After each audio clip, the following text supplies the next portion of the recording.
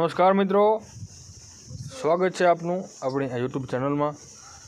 મિત્રો ITI admission 2025 એટલે કે 2025ના વર્ષના આઈટીઆઈમાં એડમિશન લેવા માટેના ફોર્મ ભરવાના ચાલુ થઈ ગયા છે।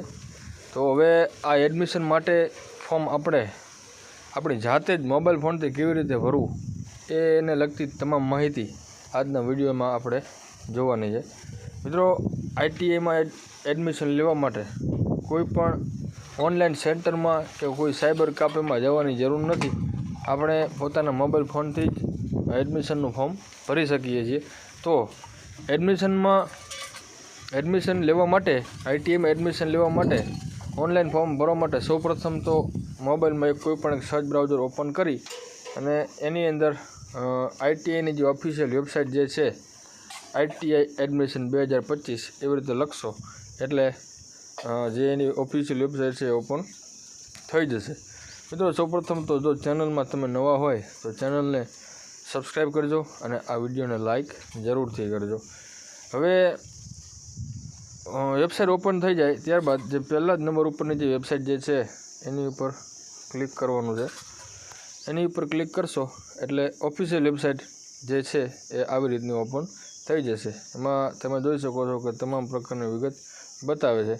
જો તમને આઈટીઆઈમાં જે ટ્રેડ ચાલતા હોય છે એ ટ્રેડ વિશેની તમને માહિતી ન હોય તો એમાં તમે જોઈ શકો છો આ જગ્યા ઉપર એની માહિતી પણ બતાવે છે। વ્યવસાયોની વિગત તેમજ આઈટીઆઈ અને તેમાં ચાલતા વ્યવસાયો, બરાબર, મતલબ આ ઓફિશિયલ વેબસાઇટની અંદર આઈટીઆઈને લગતી તમામ માહિતી તમને આ વેબસાઇટની અંદર મળી જશે।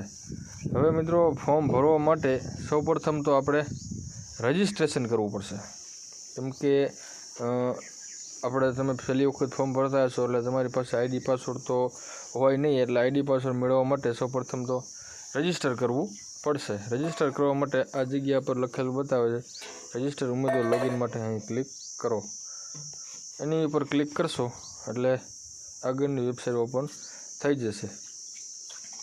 હવે મિત્રો જોઈ લઈએ, હવે નવું રજિસ્ટ્રેશન કરવા માટે આ જગ્યા ઉપર લખેલું બતાવે છે અપ્લાય ફોર ન્યૂ રજિસ્ટ્રેશન, એની ઉપર ક્લિક કરવાનું રહેશે। મિત્રો એની ઉપર ક્લિક કરશો એટલે જે આવી રીતનું જે પેજ છે આખું ફોર્મ ઓપન થઈ જશે। હવે આ ફોર્મની અંદર હું તમને મોટી મતલબ તમામ માહિતી તમને આપી દઉં છું। તો આખું ફોર્મ તમારે પહેલા નંબરમાં તો અંગ્રેજી ભાષામાં ભરવાનું થશે, બરાબર। પહેલા નંબર ઉપર તમારું નામ, બરાબર, તમારા પિતાનું નામ છે, તમારી જે સરનેમ છે સરનેમ લખવાની છે। ત્યારબાદ આધાર મુજબનું પૂરું નામ, બરાબર, મધર્સ નેમ એન્ટર કરો, બરાબર, અને લિંગ પસંદ કરો, સ્ત્રી હોય કે પુરુષ હોય, બરાબર। ત્યારબાદ માતૃભાષા સિલેક્ટ કરો। રહેણાંક વિસ્તારની અંદર જો તમારે શહેરી વિસ્તાર હોય તો તે પસંદ કરો, ગ્રામ્ય વિસ્તાર હોય તો તે પસંદ કરો, બરાબર। ઘર નંબર અથવા સોસાયટી જે કંઈ તમારે લાગતું હોય એ એન્ટર કરો। લેન્ડમાર્ક એટલે કે એમાં તમે તમારું સિટી પણ એન્ટર કરી શકો છો। ત્યારબાદ છે શહેર, રહેણાંક જિલ્લો, તાલુકો, પિનકોડ અને મોબાઈલ નંબર। તો મોબાઈલ નંબર મિત્રો એવો નાખો કે જે તમારો મોબાઈલ ચાલુ હોય, કેમ કે એની અંદર ઓટીપી આવશે અને ઓટીપીની આપણે જરૂર પડશે। તો આની અંદર મોબાઈલ નંબર એન્ટર કરવાનો છે, ત્યારબાદ ફરીને ટાઈપ કરવાનો છે, અને જો તમારી પાસે લેન્ડલાઇન હોય તો એ નંબર પણ તમે એન્ટર કરી શકો છો। ત્યારબાદ છે ઈમેલ, કન્ફર્મ ઈમેલ, અને આ બોક્સમાં છે તમારી જન્મ તારીખ, બરાબર, જન્મ તારીખ એન્ટર કરવાની છે। ત્યારબાદ આટલું કમ્પ્લીટ થઈ જાય એટલે ફોટો આઈડી કાર્ડની વિગતો, હવે ફરજિયાત છે નહીં, જો તમે સિલેક્ટ કરી અને નાખવા માગતા હોય તો કોઈ તકલીફ નથી। ત્યારબાદ રિલિજન એટલે કે ધર્મ સિલેક્ટ કરવાનો છે। અન્ય કેટેગરીમાં એ પ્રમાણે તમારે આવતું હોય તો તમે જે તે સિલેક્ટ કરી શકો છો। ત્યારબાદ જાતિ છે, બરાબર, આટલું કમ્પ્લીટ થઈ જાય એટલે શૈક્ષણિક વિગત એન્ટર કરવાની છે। શૈક્ષણિક વિગતની અંદર એસએસસી એટલે કે 10મા ધોરણની તમારે વિગત એન્ટર કરવાની છે। એમાં પહેલા નંબરમાં છે સીટ નંબર, બીજા નંબરમાં કયા વર્ષમાં પાસ કરેલું છે, બરાબર, એ એન્ટર કરવાનું છે, અને તમારી માર્કશીટ મુજબ પૂરું નામ એન્ટર કરવાનું છે। હવે આટલું કમ્પ્લીટ પૂરું થઈ જાય છે એટલે તમારે ફેચ ડિટેલ ઉપર એન્ટર કરી લેવાનું રહેશે, બરાબર। જો એમાં ફેચ ન થાય તો નીચે તમારી જે તે માહિતી માગે એને એન્ટર કરવાની છે। હવે મિત્રો આગળની વાત કરીએ તો આમાં તમારે 10મા ધોરણની તમામ વિગત એન્ટર કરી લેવાની છે. મૂળભૂત લાયકાત સિલેક્ટ કરેલી જશે. SSC પરીક્ષા કયા વર્ષનું છે, બેઠક નંબર, મેળવેલ ગુણ અને કેટલા ગુણમાંથી મેળવેલા છે, તેમજ ગણિત અને વિજ્ઞાન આ 2 વિષયના માર્ક તમારે ફરજિયાત એન્ટર કરવાના રહેશે.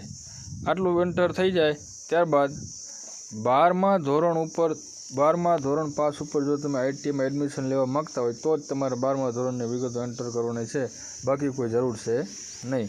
આપણે કોઈ પણ ટ્રેડ કરવો હોય તો એ 7, 8, 9, 10 પાસ ઉપર થઈ જતું હોય છે, અને જો તમે 12 પાસ ઉપર કરવા માગતા હોય તો આ વિગત તમારે નાખવાની રહેશે.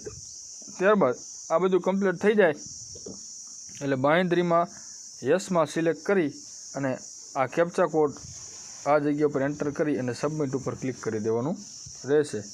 સબમિટ ઉપર ક્લિક કરી દેશો એટલે તમને કન્ફર્મેશનની પોપઅપ ઓપન થઈ જશે. એ તમારે ચેક કરી અને કન્ફર્મ આપી દેવાનું છે. ત્યારબાદ તમને રજિસ્ટ્રેશન નંબર મળી જશે.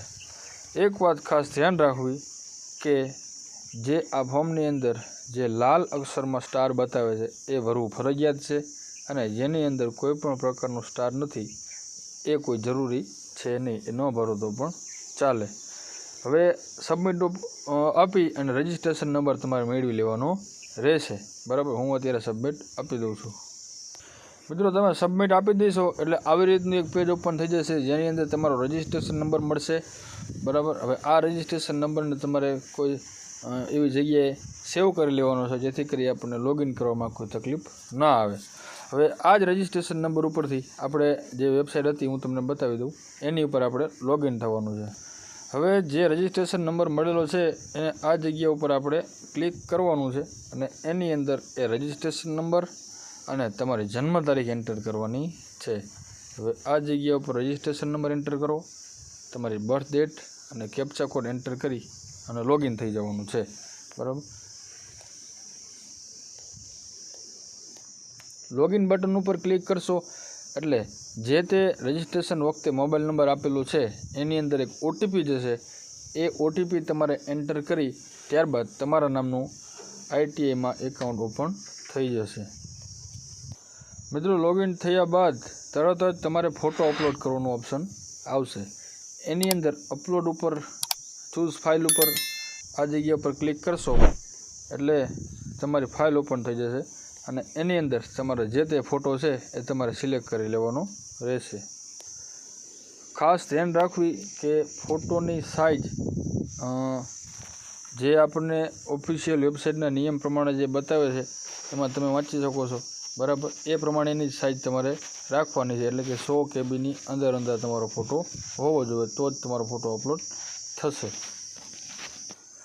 ફોટો અપલોડ થઈ જાય ત્યારબાદ મુખ્ય મેનુ આ રીતનું આવે છે. એમાં તમે જોઈ શકો છો કે પ્રિવ્યૂ એપ્લિકેશનમાં આપશો એટલે તમે શું ફોર્મ ભરેલું છે એની વિગત બતાવશે. એડિટ પણ થઈ શકશે અને ફોટો તમારે ચેન્જ કરવો હોય તો એની ઉપર ક્લિક કરશો. હવે ફોટો અપલોડ થઈ જાય ત્યારબાદ તમારે તમારું જે ફોર્મ સેવ કરેલું છે એને કન્ફર્મ કરવા માટે આની ઉપર ક્લિક કરવાનું છે. હવે કન્ફર્મ કેવી રીતે કરવું, તો કન્ફર્મ કરવા માટે તમારે તમારો રજિસ્ટ્રેશન નંબર માગશે, એ રજિસ્ટ્રેશન નંબર નાખી OTP આવશે, એ OTP સેન્ડ કરી દેવી. બરાબર, ત્યારબાદ તમારે એને ઓકે ઉપર ક્લિક કરી દેશો એટલે તમારું જે ફોર્મ છે એ કન્ફર્મ થઈ જશે. ફોર્મ કન્ફર્મ થઈ જાય ત્યારબાદ રજિસ્ટ્રેશન ફી ભરવાની છે. મિત્રો, તમે કન્ફર્મ કરવા માટે કન્ફર્મ બટન ઉપર ક્લિક કરશો એટલે ડાયરેક્ટ આવી રીતનું પેજ ઓપન થઈ જશે. એની અંદર તમારે ડાયરેક્ટ ઓકે ઉપર ક્લિક આપી દેવાનું છે. આની ઉપર તમે ક્લિક કરશો એટલે તમારું ફોર્મ કન્ફર્મ થઈ જશે. મિત્રો, એકવાર ફોર્મ કન્ફર્મ થઈ જાય ત્યારબાદ રજિસ્ટ્રેશનની ફી ભરવા માટે જે ઓપ્શન બતાવે છે એની ઉપર ક્લિક કરવાનું છે. એની ઉપર ક્લિક કરશું એટલે આવી રીતનું ફી ભરવા માટેનું પેજ ઓપન થઈ જશે. ત્યારબાદ નીચે સ્ક્રોલ કરશો એટલે તમને નીચે સબમિટનું બટન બતાવશે. આ સબમિટ બટન ઉપર ક્લિક કરવાનું છે. જેવું સબમિટ બટન ઉપર ક્લિક કરશો એટલે ડાયરેક્ટ જ તમારા જે 50 રૂપિયા જે સરકારી જે ચલણ જે છે એ ભરવા માટેના અલગ અલગ ઓપ્શનો પણ થઈ જશે, જેની અંદર તમે ગૂગલ પેથી, ફોનપેથી, પેટીએમથી અથવા તો ATM કાર્ડથી, મતલબ તમારે જે કાંઈ UPI ID દ્વારા તમારે પૈસા કપાવવાના છે એનો ઓપ્શન ઓપન થઈ જશે અને તમે એમાંથી ફી ભરી શકો છો. હવે એકવાર ફી ભરાઈ જાય ત્યારબાદ ડાયરેક્ટ જ તમને એક પ્રિન્ટ મળી જશે, ફી ભર્યાની પહોંચ મળી જશે. એ પહોંચને તમારે સેવ કરી લેવાની છે. હું તમને પહોંચ બતાવી દઉં. મિત્રો મેં પહોંચ ડાઉનલોડ કરી લીધી છે, પણ PDF લોક છે એટલે તમને બતાશે નહીં. એટલે મતલબ ટૂંકમાં એક વખત પ્રિન્ટ ડાઉનલોડ કરી લઉં એટલે તમારી કમ્પ્લીટ ફોર્મ તમારું ભરાઈ ગયું છે. ત્યારબાદ મિત્રો તમારે જે ફોર્મ ભરાઈ ગયું છે એને એકવાર પ્રિવ્યૂ એપ્લિકેશન ઉપર ક્લિક કરી દેવાનું છે અને જોઈ લેવાનું છે કોઈ પણ પ્રકારની સુધારા વધારા કરવાના છે કે કેમ કે એક વખત તમે ફાઇનલ સબમિટ આપી દેશો ત્યારબાદ એમાં કોઈ પણ પ્રકારના સુધારા વધારા થશે નહીં. તેમ છતાં જો કોઈ પણ પ્રકારની ભૂલ જણાય તો નજીકના ITA સેન્ટરે જઈ અને તમે સુધારા વધારા કરી શકો છો. બરાબર, તો આવી રીતે તમારે PDF ડાઉનલોડ કરી લેવાની છે. ત્યારબાદ PDF ડાઉનલોડ થઈ જાય હવે તમારે ચોઇસ ફિલિંગ કરવાની છે. તમે જોઈ શકો છો આ પ્રમાણે ચોઇસ ફિલિંગ કરવાની છે. તો ચોઇસ ફિલિંગ મિત્રો કેવી રીતે કરવી, હવે એ વિડીયો હું તમને આપણા વિડીયોના ડિસ્ક્રિપ્શન બોક્સની અંદર લિંક આપી દઉં છું. કેમ કે હવે ચોઇસ ફિલિંગ આપણે આ જ વિડીયોમાં કરશું તો વિડીયો બહુ મોટો થઈ જશે અને એની લિંક હું તમને આ વિડીયોના ડિસ્ક્રિપ્શન બોક્સની અંદર આપી દઉં છું. તો આવી રીતે તમે સરળતાથી ITAનું ફોર્મ કોઈ પણ પ્રકારની ફી ચૂક્યા વગર ફોર્મ ભરી શકો છો. તો જો આ માહિતી તમને પસંદ આવી હોય તો વિડીયોને લાઇક કરજો અને ચેનલને સબસ્ક્રાઈબ જરૂરથી કરજો. ધન્યવાદ.